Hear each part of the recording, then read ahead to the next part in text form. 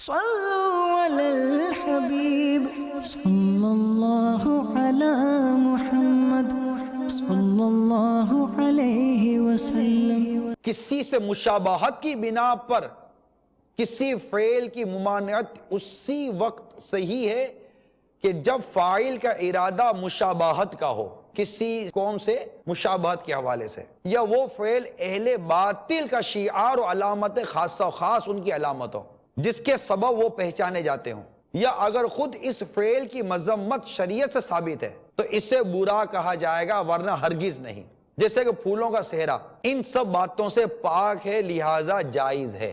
دولہا دلہن کو اپٹن لگانا، مایوں بٹھانا یہ بھی جائز ہے، بشرط یہ کہ کوئی اور خلاف شرع امور جیسے گانا بجانا اور نامحرموں سے اختلاط ملنا جلنا وغیرہ نہ پائے جائیں۔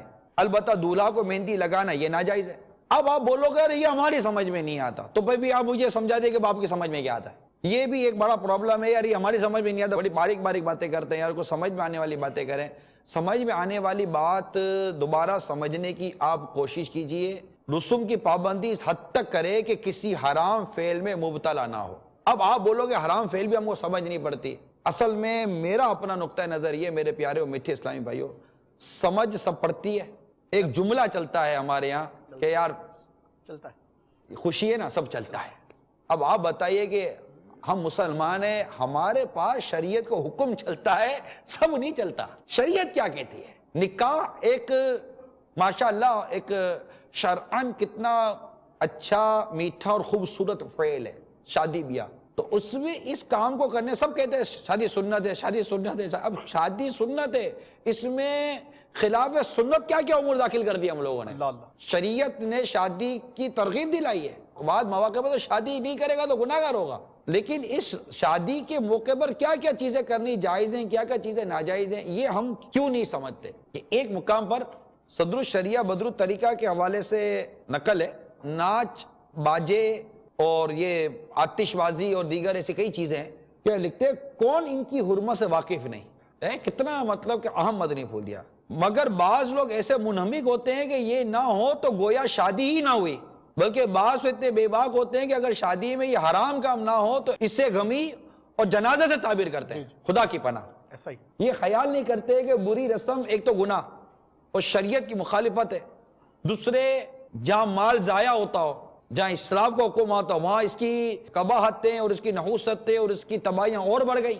مزید یہ کہ تماشائیوں کے گناہ کا بھی یہ سبب بن رہا ہے، اور سب کے گناہ کے گویا کہ یہ دعوت دے رہا ہے اپنے اس میں کہ آ جاؤ یہ سب کرو۔ تو یوں بات سمجھنے کے لیے ہمیں تھوڑا سا اپنا دماغ استعمال کرنا چاہیے اور اپنی خواہشات و نفس سے نکل کر ہمیں شریعت کا پابند بننا ہے کہ ہماری شریعت کیا کہتی ہے، کون سی رسوم جائز ہیں، کون سی رسوم ناجائز ہیں، اس کی تھوڑی سی آپ تحقیق کروا لیں۔ اور جہاں آپ جب شادی کرنے کے لیے جاتے ہیں، نکاح کے لیے جاتے ہیں یا دیگر معاملہ طے کرنے کے لیے جاتے ہیں تو چار آدمی سب صلاح مشورے کرتے ہیں نا، یا تم کیا کہتے ہو، کسی کا گھر دیکھتے ہیں، تم کیا لڑکا کیسا ہے، تو لڑکی والے لڑکیوں کے بارے یا تم کیا کہتے ہو یار وہ کیسے ہیں، میلے والے کیسے ہیں، پڑوسی کیسے ہیں، کماتا کیا ہے، دنیا بھر کی آپ نے معلومات حاصل کی۔ میں نہیں کہتا کہ ہر بات پنچات ہے، ٹھیک ہے نا، لیکن معلومات آپ نے دنیا بھر کی حاصل کی، سب سے پوچھ لیا، مولانا سے بھی آپ نے رابطہ کیا، یہ بھی مانتا ہوں، اور رابطہ کیا نکاح پڑھانے کے لیے۔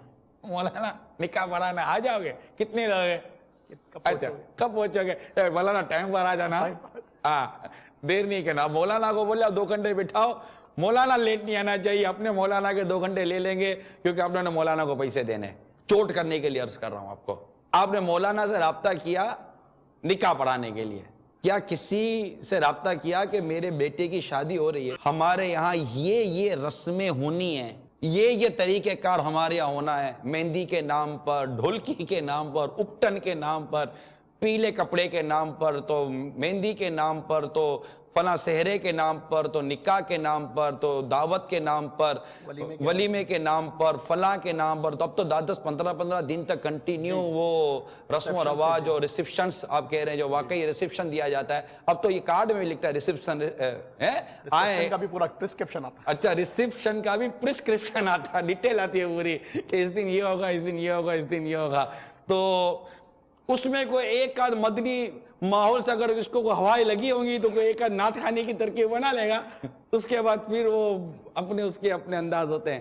تو کیا آپ گئے کسی مفتی اسلام کی بارگاہ میں جو واقعی آپ کی شادی کو خانہ آبادی بنا دے گا انشاءاللہ؟ حق واقعی شادی کو خانہ آبادی بنائے گا ماشاءاللہ اور آپ کو بتائے گا کہ دیکھو یہ کام کرنا، یہ کام مت کرنا، یار اس سے شادی مت کرنا ورنہ تمہارا گھر نہیں رہے گا، آپ ڈر جاؤ گے.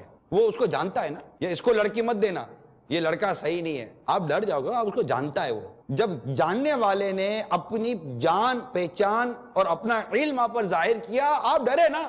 تو جب ایک شریعت جاننے والا مفتی آپ کو اپنا علم ظاہر کر کے ڈرا رہا ہے مت کرنا، تمہاری اور تمہاری اولاد کو نقصان پہنچے گا اس سے، تمہاری دنیا اور آخرت کو نقصان پہنچے گا اس سے، آپ ڈرنے کے بجائے باہر نکل کے دوست کو یہ کہتے ہو یار مولانا ڈرا تھا، کوئی بات نہیں، سب چلتا ہے. معاذ اللہ، صبح معاذ اللہ کئی جگہ پر یہ جملہ پھنسا دے گا. کیا ہو جاتا ہے ہم کو کہ ہم ایسے موقع پر سب چلتا ہے کہ رٹ لگا لیتے ہیں. اسی لیے آپ کو مدنی پھول عرض کی ہے کہ تمام معاملات میں شرعی رہنمائی لے لیجئے تو انشاءاللہ تعالی درست ہو جائے گا. صلوا علی الحبیب صلی اللہ علی محمد صلی اللہ علیہ وسلم.